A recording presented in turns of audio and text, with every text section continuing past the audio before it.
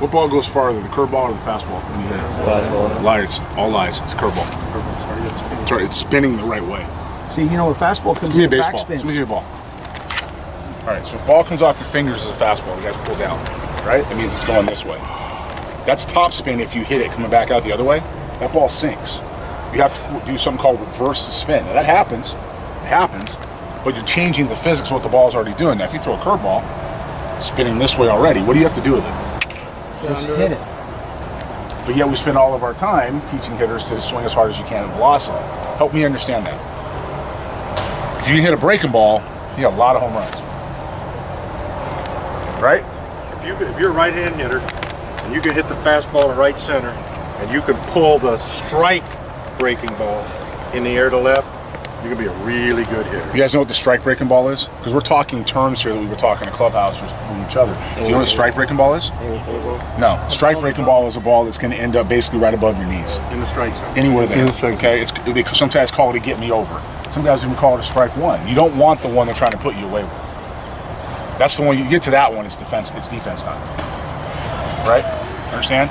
You want to hit the ball that if he throws they're trying to get ahead of you on, or they may just leave a little bit up because they're trying to be too fine to throw it just for a strike in here. That ball goes a long way.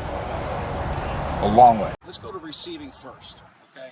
Now I want you to, not everybody's going to squat and receive and all that stuff right now, but I want you to understand something. I want you to raise your hand if you've been, I'm kind of a myth buster here, okay? But I want you to understand that what I tell you is based on fact. It's not based on my opinion. My opinion has been changed over the years based on proven facts that have changed that, okay? So what I tell you is just not my opinion. Well, he said this. No, it's a fact, what I tell you, okay? Because I've been involved in professional ball 40 years, and it's not my opinion. If it was my opinion, I never would have a job. It's got to be based on fact. Okay, so when we talk about receiving, I want to see your hands right now. Even the guys that were with me this morning, how many people have been told by coaches to stick the pitch? Raise your hand. Okay, how about umpires? Umpires ever say you got to stick that pitch? Okay. All right. So here's what I want you to understand. When you're receiving the ball, okay, and I'm going to be watching you guys this week. When you receive the ball, I want you to keep all three hinges. A hinge is something that bends, right? I want you to keep, you got three hinges on your body when it comes to receiving the baseball. Okay, one is your wrist, the other one's your elbow, the other one's your shoulder. I want you to keep all three in active play at all times. Okay, so what that means is there needs to be some flexibility when you receive the ball. Now you can quote unquote stick the pitch and not get to extension. That's what I'm talking about. So when you get to extension, here and you lose the wrist, you lose your elbow, and that's all we got.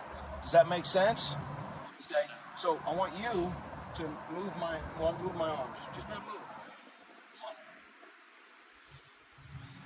Really? Okay, now I want you to move my arm. See that? That's not fake. Okay? I lose strength, I lose flexibility, okay, when I get to extension. So be very, very careful getting to extension. Because if you do get to extension and you do receive the ball, your timing has to be impeccable.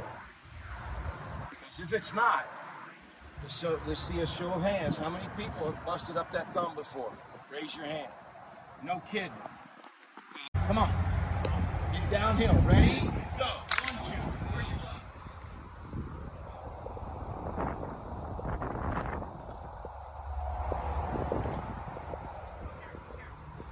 This is a really good thrower. And he's going to be a better thrower when he clears that front side and lets that glove aim at his target instead of back here.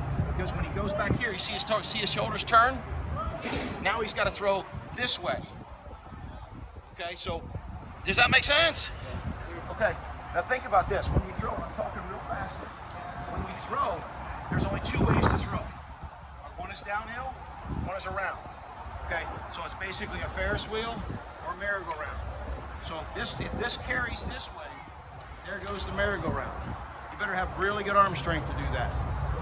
If we're here, now we're throwing that way, and there's the Ferris wheel. That's downhill. That creates that backspin. Okay? It's like a shortstop with a really good arm that handcuffs a first baseman. You ever seen that? You think it's going to bounce, and it hits him? Okay, you want to be that guy behind the plate. You want to be that guy that the shortstop's going to think it's going to bounce, and all of a sudden it beats him up in here. So 1, 2, 3, 4. Let's go. Now we're going to do 4. 4 is the punch. Don't throw. So we go 1, 2, 3, 4. And punch downhill. Let's go. Ready? Go. 1, 2, 3. Bam. There it is. Now it's as barbaric and as stupid as it sounds. You know that old towel drill? Y'all know what a towel drill is? Put a golf ball inside a big rag. Put it in your fingers and it creates a big long tail here. Okay? That creates drag. That is a wonderful tool for you guys, because if you're sideways, you'll see you're throwing that and you'll go this way and you'll see the towel go that way. Now you put a chair out in front of you. Okay? You're here and you're downhill and you hit that chair. All right, so each of you now. I want to see you 3-1 pitch, right? Bases juice. We all want to do damage in that situation, I hope. Right? So if you're a right-handed hitter, I want to see you get to where you launch from. You're just going to take swings from your launch positions, okay? I don't want to see this. That's not where you're going to launch from, because all you're going to want to do is add more, right? I want to get you to where you've created that separation, all right? Over here, IT, why? Because I want to keep your hands on the ball, okay? Does that make sense? All right, most important part of hitting is what? See the baseball, right? Eyes on the ball, right? That's what everybody says. I like eyes behind the ball. My eyes can be on the ball and I'm in a terrible position to hit. Right? My eyes behind the ball, look, I'm in a good position. Does that make sense? Okay. Don't swing to the ball out here. This is where every pitcher wants us. Right? They want us here. Allow the ball to come here, swing. Here, boom. Right? Eyes behind. You fix your eyes, a lot of other things fall into place. Got it? Don't play, and this isn't a job yet, it shouldn't be. You guys play this game to win, to have fun, you enjoy it. So why isn't your work like that? Why isn't your work enjoyable? Why isn't the things that you focus on as a hitter enjoyable? So I'm big on making drills and work competitive. Make them games, make them fun. That way it doesn't feel like work, and you develop a strength in terms of competition that will make you perform better on the field. Okay, so back to the ATM. The two things I want us thinking about today, and I want you guys to take this home with you, okay? Approach and timing. Okay, your approach. Anytime you hit, whether you're doing a drill here off a tee, you're in there on flips, batting practice, there should always be a plan of attack of something you're trying to accomplish. It can't just be see ball, hit ball, and hope I hit it out of the park, and if I do that, I'm good. If I don't, I'm not good. That's not a way to build towards success, okay? You have to think about it in terms of, if I was to tell you, okay, we got a runner on third base, the infield is in, if we score that runner, we win this game, we win this tournament, we win this championship. When you step in the box, you got to put yourself in a position where I got to score that run. How am I going to do it? Number one, I got to swing good pitches, and then hopefully I'm going to get a ball I can drive into the outfield because the infield is in. So that's an approach. Simplifying it when you're young is something as simple about as how you go about doing your drill work. So this is a drill I like to do with my young guys. Okay, I set an L screen up like this. I have 3 of them set up with the spine facing me, and then I move the tee around to all different parts of the strike zone, and I try to hit that ball off the spine of the L screen. Okay, no matter where I put the tee, it could be a high tee, a low tee, in, out, because it teaches me. Number one, I have an objective, so it causes me to have an approach. If I'm going to hit that, I got to make sure that I'm catching it out here in my front foot. I'm trying to backspin a low line drive off that spine of that L screen. So it's giving me my approach. And it's a competition because I have a goal that I'm trying to accomplish with every swing. Now you get good, you do it with your buddy and let your buddy move the tee around.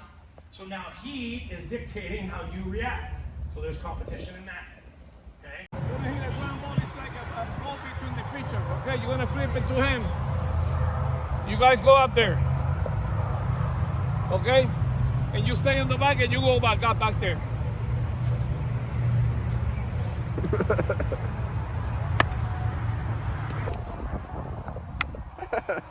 Oh, that's spin.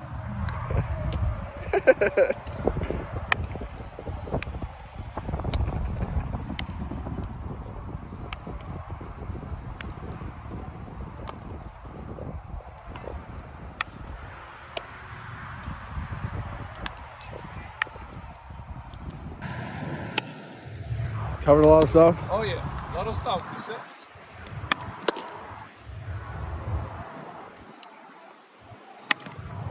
work on the runner, double play, routine plays, PFP.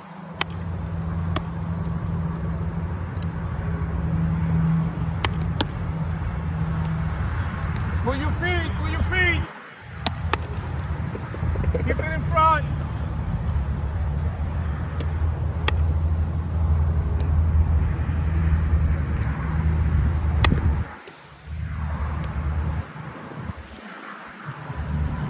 It's almost like you've been doing this for 50 years, Rafi. Love it, I love it. You gotta have fun. It's so money. You gotta have fun. Hey, we got one hand now. One hand, scoop, one hand. One hand. No, but make the change. Okay? There you go, atta boy. That's how I do it. Chest high. First suggestions, I had an opportunity to play professional ball. Was drafted out of high school. So I had an old coach, an old timer, come up and we were talking about holding runners because back then base stealing was a big deal. Willie McGee, Ricky Henderson, stealing hundreds of bags, right? So holding base runners was a big key in pitching. Right now you guys probably more worried about spin ratios, throwing strikes, things like that.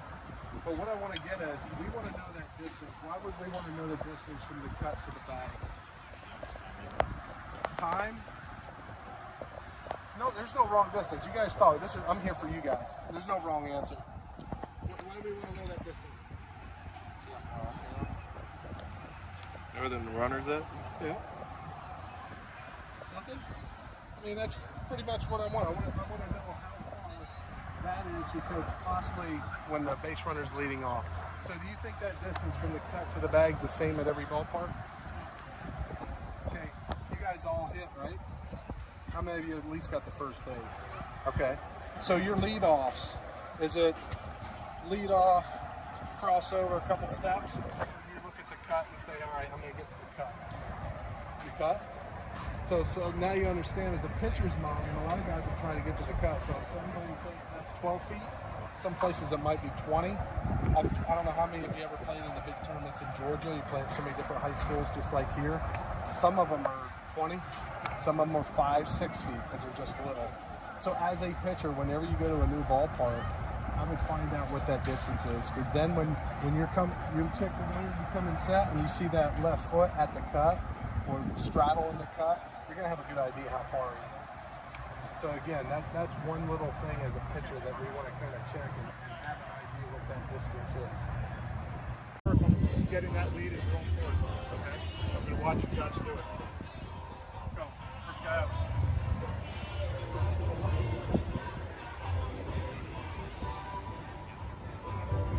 Hey, we're not, don't look down either, okay? We got eyes on the pitcher. Yep, we're not looking down. We're not watching our feet, okay?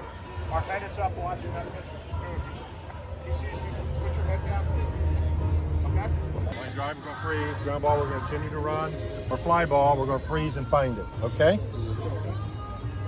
First up, let's go. Fly ball. What do you say? Just find it.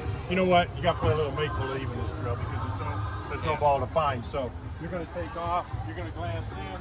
I'm going to yell, say it's fly ball. You're going to stop and find it. Okay? Just go.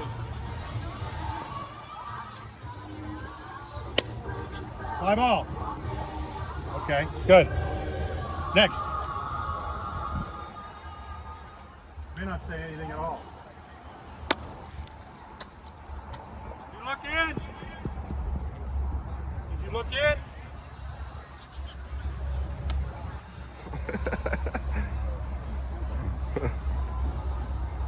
No, ready? Line drive. Okay.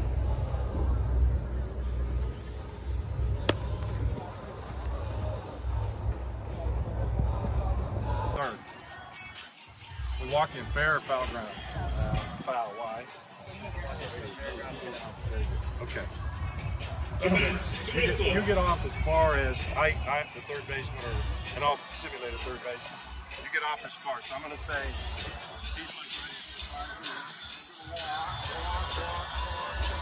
like make a decision, right? Notice I walked. I didn't shuffle. I didn't get off balance. I have to make a decision if the ball is in decision, or I have to make a decision with the balls in the pitcher. I just want him to get here and throw. I don't want the extra shuffle. Go ahead. Yeah.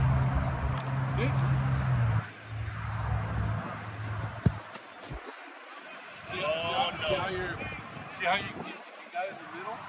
You're like this. Now you're already, your arm's ready there. That's why you grab it. Watch this, dude. You're athletic. Come here. Is it better? Yeah. Come stand right here. Reach down for it. Well, step to it and reach down for it. Now push it. Now go down and reach down for it. Throw. There. See what I'm saying? You already loaded on your back leg when you put it on the outside of your foot.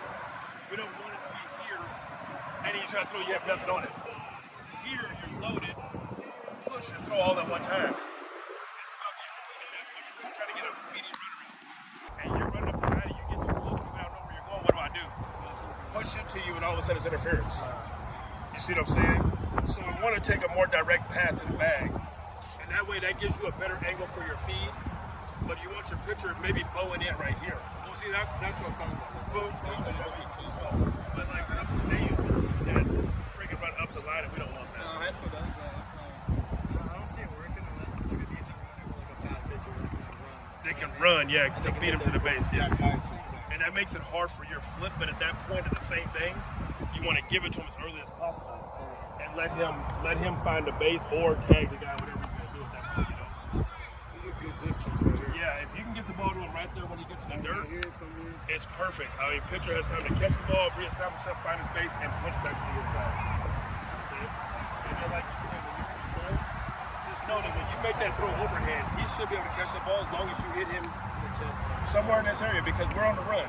But if you make a good throw over there, it's not going to be your front. And in front, you know what I mean? Yeah. That way he can have his athletic moment, he can catch the ball, boom, plays over. That's not a problem. I just want to make sure you guys know your range. And sometimes you can get there, depending on the runner, you might get to the ball and see that it's a slow runner. And you can take your steps and power feed it still. You know, but if a faster guy, get on overhand throw and be done with it. No. Put your hand up just like that. Don't drop the barrel. Keep the barrel up.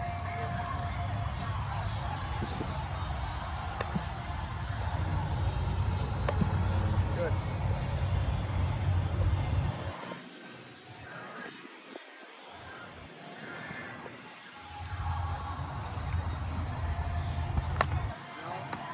Bend your knees. Don't reach with your arms, bend your knees. Reach the ball. First base. Third base. Two things you don't want. One, you guys don't dream about sitting on the bench, do you? Nobody, right? Nobody. That's a foolish thought. And secondly, you don't dream about one day being in a whole bunch of debt from student loans, do you?